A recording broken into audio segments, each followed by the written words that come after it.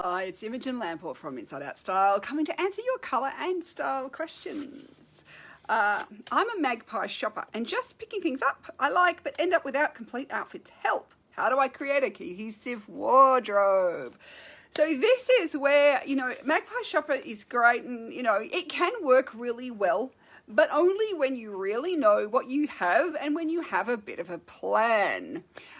So part of this is to have nailed down at least a style recipe, to know that it's going to, say something about you. But also too is knowing your colors. When you are a magpie shopper, and I think of myself in some ways a bit of a magpie shopper for me, because I don't need a lot. So it's usually when I see something that I really like, I buy it. But because I only buy colors that work with me and work with the rest of my wardrobe, I know that whatever I bring home will go with clothes I already own. So that actually makes it quite easy. Because when you're choosing from every colour under the sun, yes, you get it home and it goes with nothing.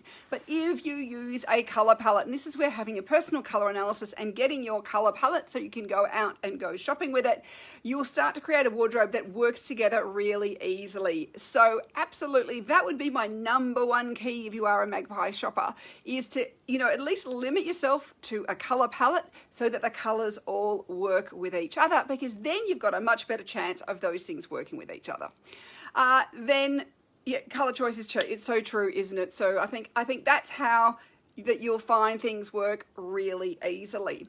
Then thinking about what you've got in your wardrobe. So if you've got stuff stashed at the back and you've got no idea what you've got, this is where we can often forget what we already own. And so it is thinking about, well, what do I need in my wardrobe? Can I create outfits? And then kind of figuring out what your holes are. So when you are out shopping, if you think I really need a jacket, or I really, that goes over these outfits that I've already created, and that's one of my holes, then it is also really important that you can then find things that are actually going to fill gaps, that are actually going to go working with things that you already own. So I would suggest kind of starting yourself a shopping list. So every time you get dressed and you think, I really wish I had a X, Y, or Z that went over this or went with this, write that down. So that's going to start a bit of a list for you as well. So knowing what your wardrobe gaps are. And then, of course, too, knowing your silhouette, knowing what fits you physically is also great. Because when we know kind of what our proportions are, how long or short things should be so that they will work together with things we already own, that is another part. So really everything you want to know, kind of define your style, know what it works for you. Now, if you've got one of those personalities that is really broad, that loves change, loves different, loves, different looks, that's great. It's not that you can't be a magpie shopper and be like that.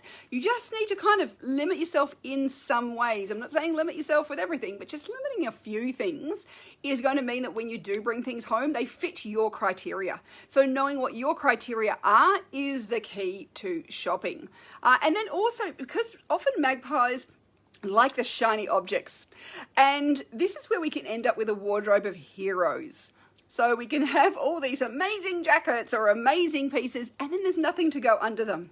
So it's knowing that, you also sometimes need a few basics or a few things that go with your amazing heroes. If you tend to always buy heroes, which can be one of the magpie traits, then just going, okay, well, I actually need to go shopping for some good basics that go with these things, some neutrals, some things that are going to act as the counterbalance, as the background for these amazing heroes that you pick up. And of course, if you're doing that in a color palette, then you'll find that it's so much easier, and that it doesn't matter if you bring a new hero home, because it's still going to work with your existing pieces.